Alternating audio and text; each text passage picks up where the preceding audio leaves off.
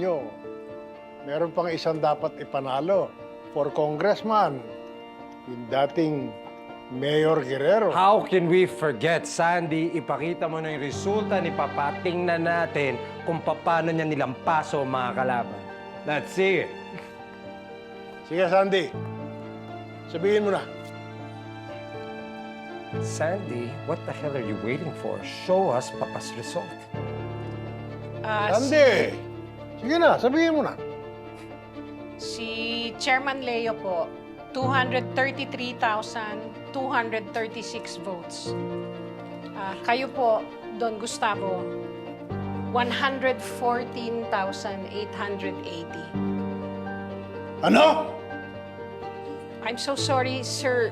It pains me to say this, pero natalo ho kayo, Don Gustavo.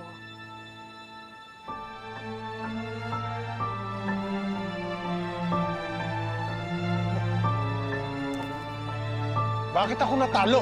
Kahit kailan, hindi pa ako natalo sa eleksyon na isang malaking kahihiyan nito. Kahihiyan para sa akin. Akala ko ba nasikaso mo ito, Roberto? Ginawa ko lahat ng magagawa ko, Papa. Hindi ko rin malam kung ba't nagkaganyan.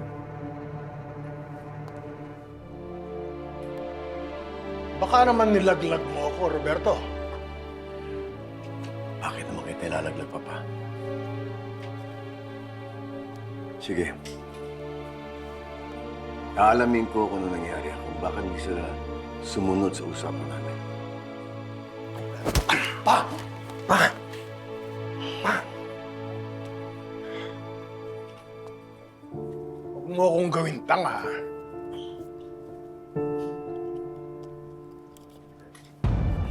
Oras na malaman kong nilaglag mo. Tandaan mo, kahit wala akong pwesto sa gobyerno, ako pa rin ang